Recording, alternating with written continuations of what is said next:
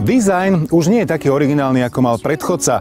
Pripomína ostatné Mercedesy. Jednoducho dizajnový smer Mercedesu nepustí, ale narastol vo všetkých smeroch a stal sa plnohodnotným konkurentom Audi Q5 alebo BMW X3.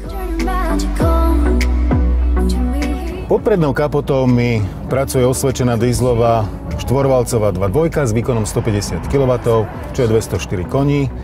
Je dvakrát preplňovaná. Hodnota maximálneho krútiaceho momentu je 500 Nm a je k dispozícii od 1600 do 1800 otáčok.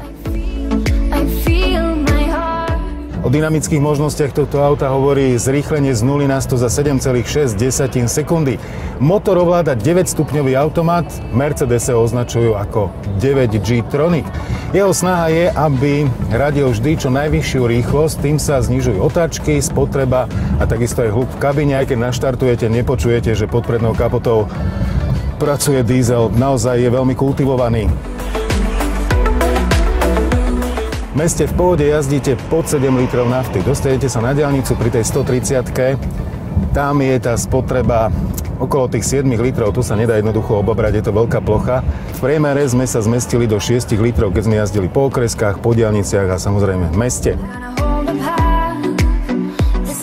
Nové GLCčko oproti GLKčku narastlo na dĺžku o 120 mm, na šírku o 50 mm, na výšku o 9 mm, rázvor narástol o 188 mm a predstavte si, že aj rozchod predných kolie sa zväčšilo 47 mm a zadných o 20 mm.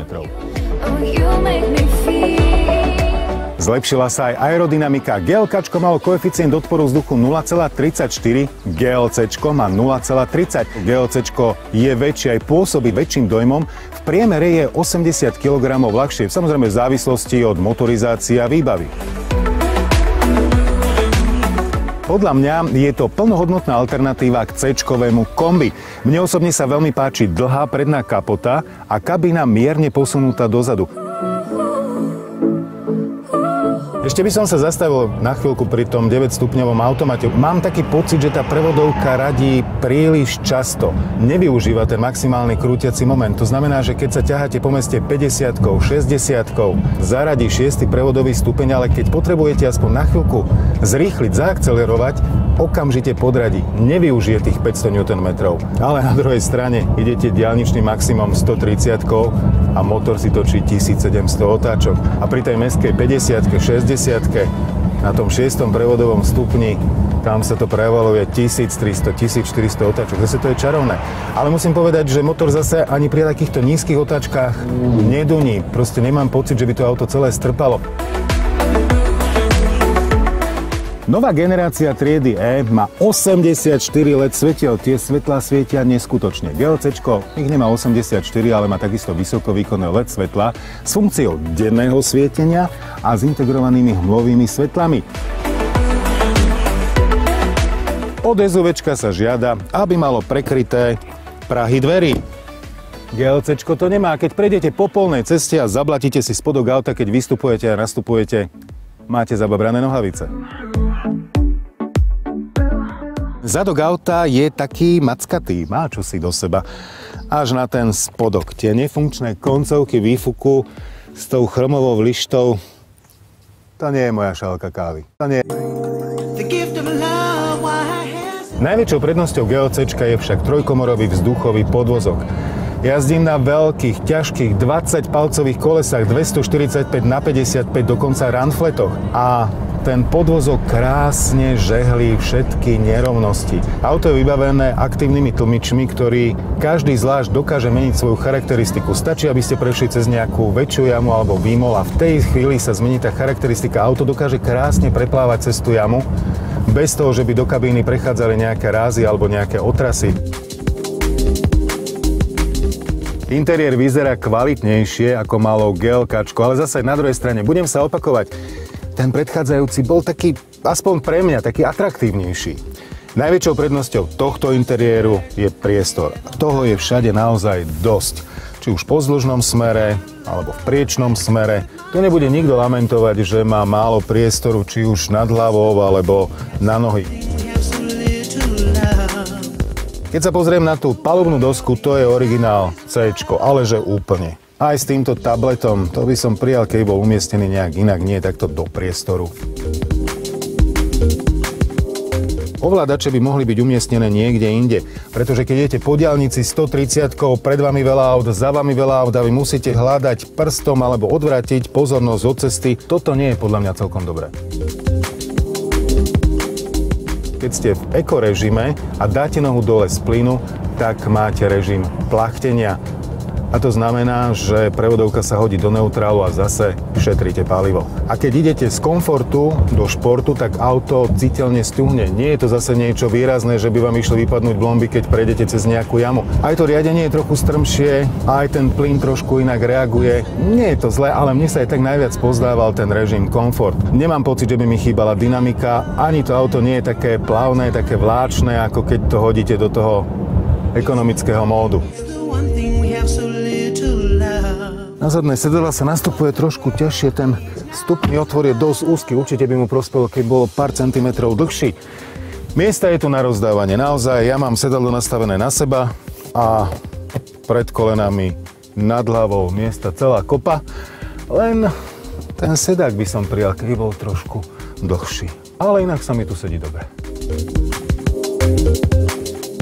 Kufor oproti GLKčku narastol 80 litrov, teraz má 550, samozrejme má dvojité dno. No a narastol aj objem po sklopení zadných operadiel o 50 litrov, teraz má 1600. A máme tu v kufri 3 tlačidlá, 2 na odklapanie zadných operadiel a 1, to je čarovné. Po jeho zatlačení sa zadná časť auta zníži o 4 cm. To je preto, ak máte niečo ťažké a potrebujete to naložiť, aby ste to nemuseli dvíhať až do takej veľkej výšky. Kufor sa dá otvoriť 4 spôsobmi. Diaľkovým ovládačom, spínačom pod hviezdou, podkopnutím alebo tlačidlom v interiéri.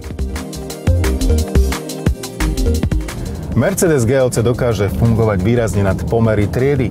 Ak si ho ešte dovybavíte, pôsobí naozaj luxusným dojmom, len tá cena sa potom vyšplhá na prémiovú úroveň.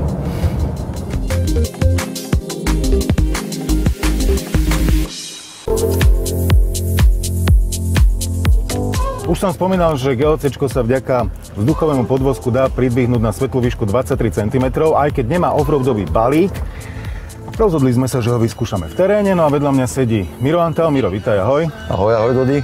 Miro, už si sa previezol v tom aute, išli sme aj po ceste, niečo sme prešli v teréne. Aký máš dojem z toho auta? Tak tým, že sa to dá aspoň čosi zdvihnúť, tak je to také pozitívnejšie, čo sa mňa týka, hlavne jazdenia, lebo predsa len ideme teraz na nespevnenom povrchu a tvári sa to akože, že nemá to problém aj s hlbšími kolejami. Takže ako pre mňa pozitívum. Tým, že tam je ten pneumatický podvozok, je fajn, lebo je tvrdé to vozidlo.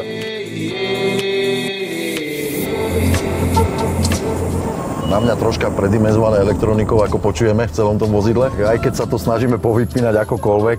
Čo mne troška nevyhovuje, je, že aj keby si človek dal nejaké troška terénejšie pneumatiky na toto auto, tak sa nedá úplne odstaviť trakčná kontrola.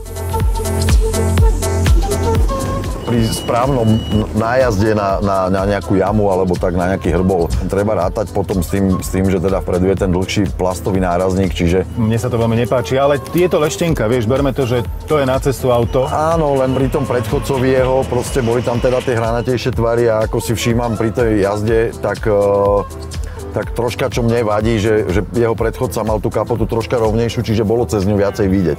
Tým, že všetko sa teraz zaobluje a každá jedna tá automobilová značka to auto proste chce mať guľatejšie. Je to asi síce kvôli aerodynamike, ale aj ten pohľad z toho auta, nejsom taký presvedčený, že môžem, hej, lebo nevidím za tie rohy.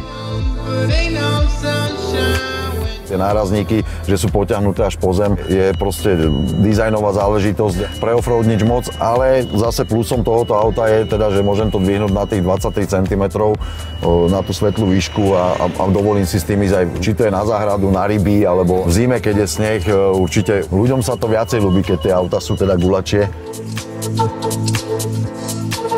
Čo čo by som určite vyzdvihol pri tomto aute hneď, ak tuto sme sa teraz pred chvíľočkou točili, bolo, že to má neskutočný ride, tie Mercedesy proste vedia tie kolesa zalomiť a na tom malom mieste sa vyvrteť, hej, oproti iným značkám. To auto celkom slušne zvládlo tú cestu, čo sme išli a som zvedavý, ako si poradí s týmito prudkými výjazdami a hlavne s tým zjazdom. Tak na to ste ma zavolali, aby sme vyskúšali aj nejaký ten zjazdík a nejaký ten výjazdík. Môžeme to otestovať, že čo to všetko bude zvládať. Skúsime to cez brzdy tým, že nemáme redukciu a toto auto ju nemá ani teda ten zjazd. Dá sa to síce dokúpiť, vyskúšame tých 23 cm a našťastie máme sucho dneska, takže mohli by sme to zvládnuť. Troška sa bojím tej koleje, ktorá bude v strede, že či tých 23 čísel nám teda bude stačiť. Ale zase je to, hovorím, väčšinou pri týchto autách je to úplne, myslím si, že bez problémov. Aj ťažšia vec s týmto autom sa dá. Skúsme hore, čo spraví. Skúsme, že či to dáme, ale hovorím, bojím sa trošička, že teda tým, že sa nedá odpojiť tá trakčná kontrola a ona nás bude obmedzovať. Máme ju odpojenú?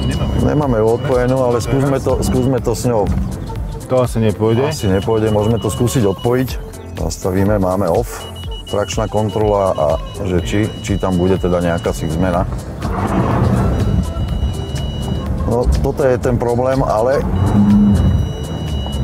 Ja si myslím, že v tomto prípade nás limituje pneumatiky, ktoré sú tam už letné. Určite áno, hovorím, keby sme tam mali čosi obuté troška draplavejšie, tak by sme možno dali aj ten výjazd a by nám to aj trošička pomohlo v niektorých miestach. Tuto poviem doľava, vyskúšame ten ľavý výjazd, ten je troška menej ostrý. Skúsime to bez všetkého, no, hovorím, jediné, čo mne na týchto vozidlách novodobých nevyhovuje, že fakt to auto chce robiť všetko za vás. A tým pádom... No, takže poradilo si to. Myslím, že si poradil ty, ale naozaj to auto, myslím si, že s ohľadom na to, že to je fakt SUVčko do mesta, nemá offroadový balík, presvedčilo nás o tom, že do toho terénu je v pohode a zvládne. Ľahký terén, bez problémov, hovorím, treba si dávať pozor hlavne na tie nárazníky, ktoré sú spustené čím ďalej, tým nižšie. Z čoho som ja prekvapený, hovorím, pevnosť toho podvozku, ten pneumatický podvozok si videl sám na tej šotolinovej, proste jama, nejama, auto držalo, to auto kam som poslal, tak tam išlo, hej. Čiže aj tá štvorkolka, to rozdelenie 55-45, ľavé predné krásne zo zakruty potiahne, čiže nemá s tým najmenší problém.